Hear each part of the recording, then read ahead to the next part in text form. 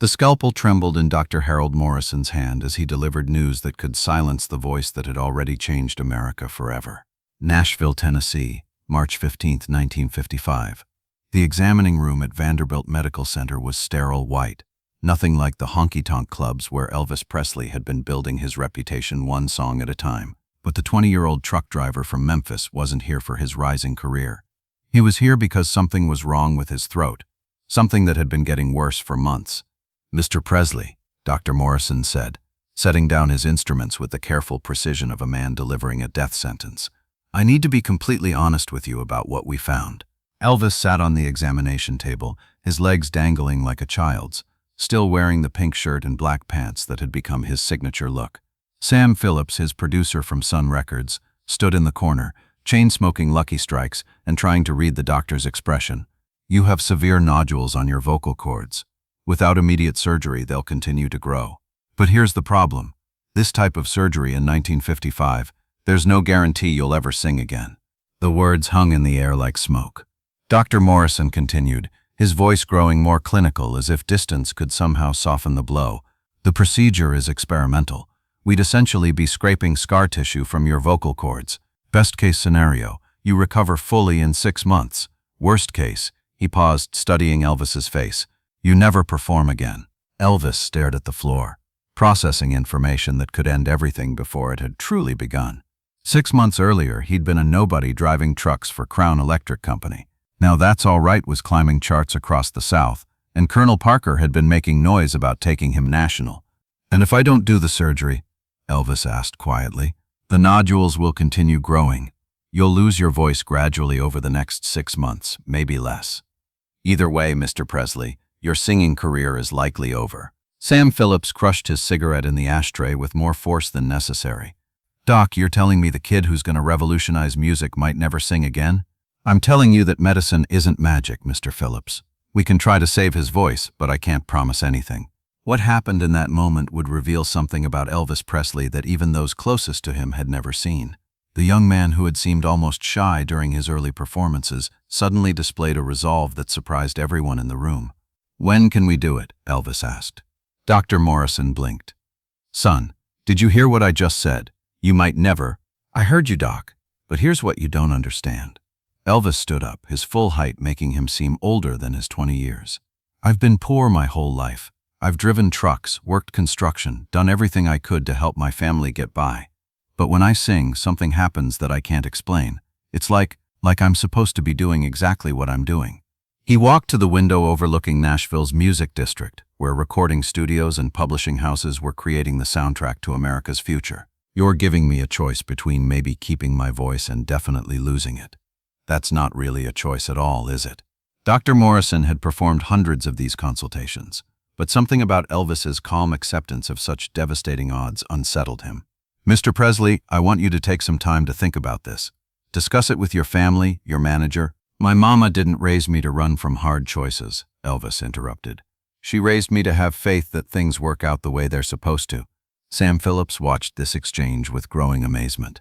The nervous kid who had walked into Sun Records asking to make a recording for his mother's birthday was gone. In his place stood a young man who seemed to understand that greatness requires risking everything. "Schedule the surgery, Doc." The operation was scheduled for March 28, 1955. But what Elvis did during those 13 days of waiting would become the stuff of legend. Instead of canceling upcoming performances, he doubled down. Every night, knowing it might be his last time singing, Elvis performed with an intensity that left audiences breathless. Club owners in Memphis started calling each other, whispering about something special happening at whatever venue Elvis was playing. At the Eagle's Nest on March 20th, Elvis sang Blue Moon of Kentucky with such raw emotion that grown men were wiping their eyes.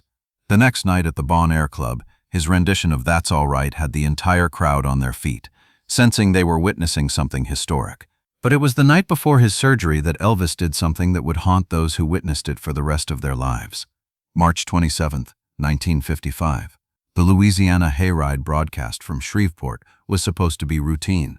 Elvis was scheduled to perform 2 songs, collect his $40, and return to Memphis for surgery the following morning. Instead, he walked onto that stage, knowing it might be his goodbye to the career that had barely begun. The audience of 3,200 had no idea what was at stake. To them, Elvis was still just the young singer with the strange style who'd been generating buzz in recent months. They expected entertainment. What they got was a man pouring his entire soul into what might be his final performance. He opened with "Baby, Let's Play House," but something was different. The usual hip movements were there, but underneath the showmanship was something desperate, urgent, like he was trying to pack a lifetime of music into one song. Then came "That's All Right," and the audience began to understand they were witnessing something extraordinary. Elvis's voice soared and dipped with an emotional range that transcended technique. This wasn't just performance, it was confession, prayer, and celebration all wrapped into 3.5 minutes of pure artistry. When the song ended, the Louisiana Hayride audience erupted with the kind of sustained applause usually reserved for Grand Ole Opry headliners.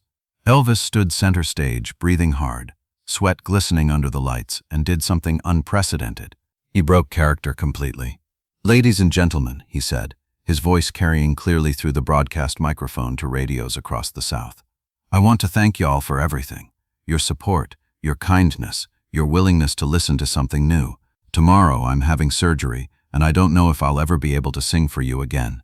The audience fell silent. Radio listeners from Texas to Tennessee leaned closer to their sets. "But if this is goodbye, I want you to know that these past few months, sharing music with you, have been the greatest honor of my life. Whatever happens tomorrow, thank you for letting a truck driver from Memphis live his dream, even if it was just for a little while." Then Elvis did something that no performer had ever done on the Louisiana Hayride. He sang an unscheduled third song, "I Love You Because," dedicating it to everyone who had supported him. His voice cracked twice during the performance, but instead of detracting from the song, it made it more powerful, more human, more real. When he finished, the silence lasted nearly 10 seconds. Then came applause that seemed to shake the very foundations of the municipal auditorium. People were crying, cheering, and many were shouting encouragement for his upcoming surgery. Elvis left that stage knowing he had given everything he had. The surgery took place the next morning at 7 a.m. Dr. Morrison later described it as the most challenging vocal cord operation he had ever attempted. The nodules were larger than expected, more deeply embedded. For 3 hours he worked with instruments barely larger than sewing needles, trying to remove diseased tissue without damaging healthy vocal cords. When Elvis woke up in recovery, he couldn't speak. Doctors' orders were complete vocal rest for 6 weeks, followed by months of careful rehabilitation. No talking, no singing, no testing whether the surgery had worked. Those 6 weeks were the longest of Elvis's life. He stayed at Graceland, the house his newfound success had allowed him to buy for his family, and wrestled with doubts that consumed him. What if the surgery had failed? What if he never sounded the same? What if his brief moment in the spotlight was over before it had truly begun? Letters poured in from fans who had heard about his surgery through radio broadcasts and music industry rumors. Country music legends like Hank Williams Sr.'s widow Audrey sent encouragement. Even established performers who might have seen Elvis as competition offered support. But it was a letter from a 12-year-old girl in Mississippi that affected him most deeply. She wrote, "Dear Elvis, my mama says when people are going through hard times, it means God has something special planned for them. I hope your voice comes back even stronger." 6 weeks after surgery, Dr. Morrison removed the bandages and cleared Elvis for his first vocal test. Sam Phillips drove over from Sun Records, bringing recording equipment to Elvis's house. They set up microphones in the living room where Elvis had first learned to play guitar. "Ready, son?" Sam asked, his own voice tight with nervousness. Elvis nodded, approached the microphone, and opened his mouth to sing. What came out defied every expectation. His voice wasn't just restored, it was transformed. The surgery had somehow expanded his range, given him access to notes he'd never reached before. The slight raff that had characterized his early recordings was gone, replaced by a clarity and power that made Sam Phillips's hands shake as he adjusted the recording levels. Elvis sang "That's All Right," with a voice that seemed to encompass everything he'd learned about music, about loss, about fear, and about faith. When he finished, Sam Phillips was crying. "Son," he said, "I think you just sang yourself into immortality."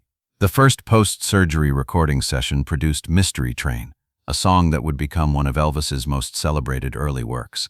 But more than the technical achievement, it represented something deeper. The sound of a man who had risked everything and discovered that courage, more than talent, separates legends from everyone else. Dr. Morrison would later say that Elvis's recovery was medically unprecedented. Most patients who undergo that procedure spend months relearning how to use their voice properly. Elvis came back stronger than ever. I can't explain it medically, but I witnessed it. The real test came when Elvis returned to performing. His first post-surgery concert was scheduled for July 4, 1955, at the Overton Park Shell in Memphis. Word had spread throughout the music community about his surgery and recovery. Industry executives, fellow musicians, and media representatives converged on Memphis to witness either Elvis's triumphant return or his public failure. When Elvis walked onto that stage, the crowd of 4,000 fell silent. Everyone understood they were witnessing a crucial moment in music history. Either the young man who had been generating so much excitement would prove his surgery was successful, or they would witness the end of a career that had barely begun. Elvis approached the microphone, looked out at the audience that included everyone who mattered in his professional life, and smiled with a confidence that surprised even those who knew him best. "Good evening, Memphis," he said, his voice carrying clearly to every corner of the venue. "I want to thank you all for your prayers and your patience. I've learned a lot about myself in the past few months, and I'm ready to share it with you." What followed was a performance that established Elvis Presley as something more than a regional curiosity. His voice soared through "That's All Right" with power and control that surpassed anything he'd achieved before surgery. When he hit the high notes in Blue Moon of Kentucky, the audience gasped audibly at the range and clarity. But it was his final song that night that truly demonstrated what Elvis had gained from nearly losing everything. He performed "It Is No Secret," a gospel song that showcased not just his expanded vocal abilities, but his deepened understanding of what it meant to perform with complete vulnerability. The standing ovation lasted 7 minutes.